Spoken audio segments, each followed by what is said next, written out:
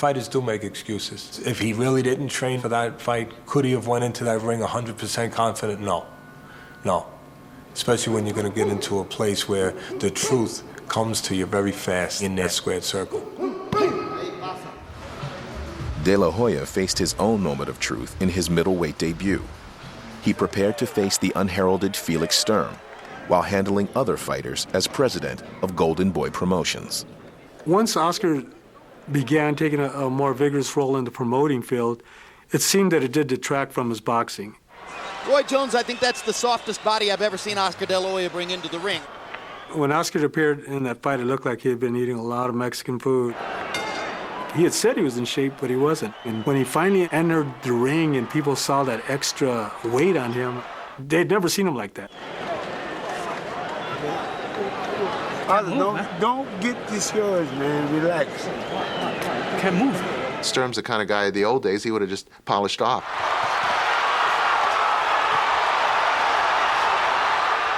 He fought his heart out, but he was flat. He was flat. He barely won that fight.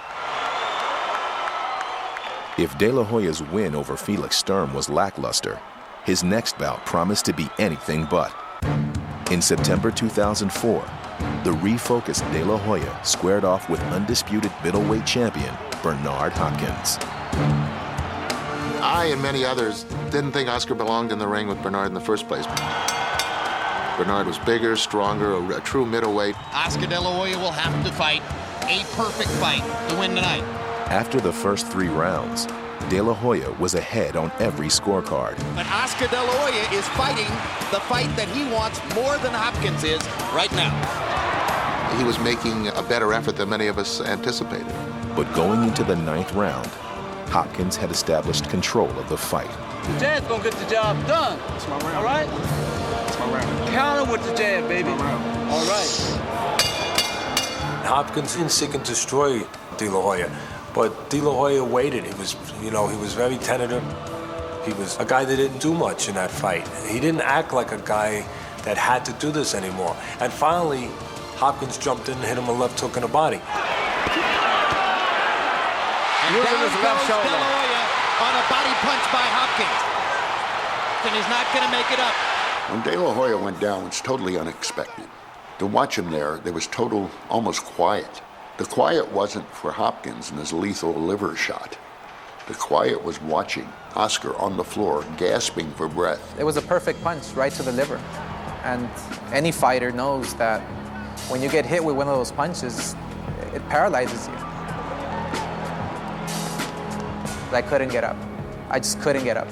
When he went down with a body punch, people said, well, he was a quitter. He went down because he couldn't take it. He didn't want to do it again. Fighters insist to me, and I believe them, that if you get caught perfectly on the liver, you are numb from the waist down for quite a long period of time. He banged his hand on the canvas. Now, if he banged his hand on the canvas and he could make that kind of physical activity, couldn't he have gotten up? I don't know.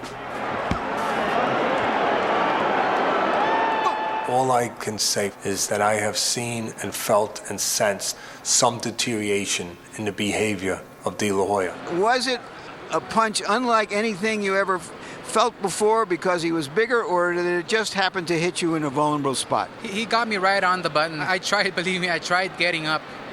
I couldn't do it. I couldn't, and believe me, I have what it takes to get up, and he caught me right on the button. God damn. What a lot of people don't know is that the Hopkins fight was a big downer for Oscar. He didn't like the fact that he was knocked out.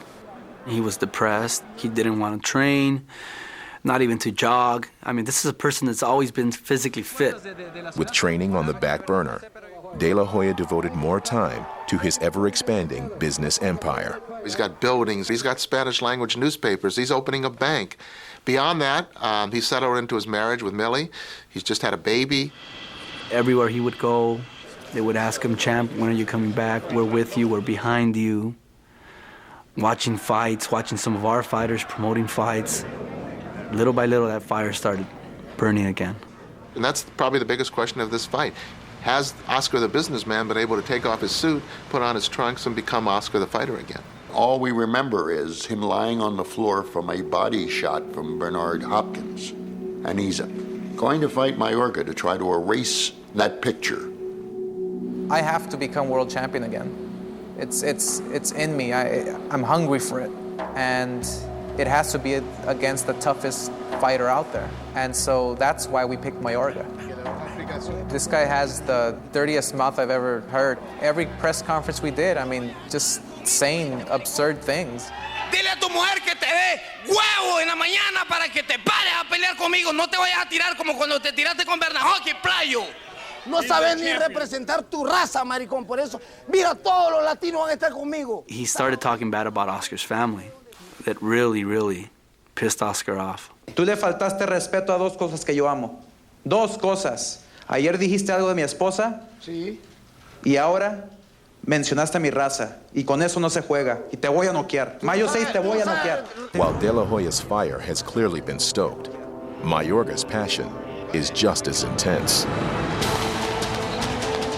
I'll just use one example. It's about 7 in the morning, and he's calling us to go to the gym.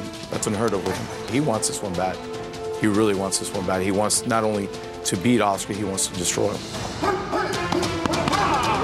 Como el tipo me cae tan mal, yo pelearía hasta gratis con él. No le quiero ganar, a él no lo quiero noquear. A él lo quiero matar, parándole el corazón con mi derecha.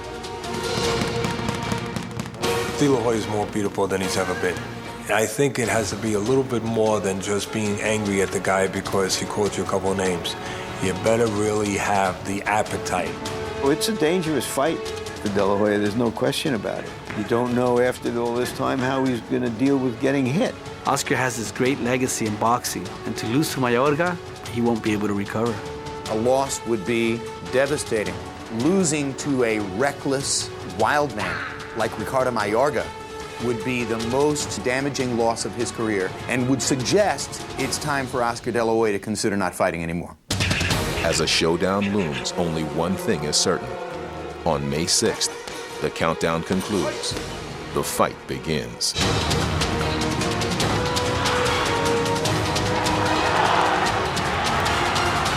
You're not going to see guys out there just, bullshitting around. These guys are going to fight. It's what Mayorga brings to the table. If he loses, he's going to lose spectacularly. If he wins, it's going to be spectacular. Whatever happens, you're going to see a brawl. I just don't think we're going to need the judges for this fight.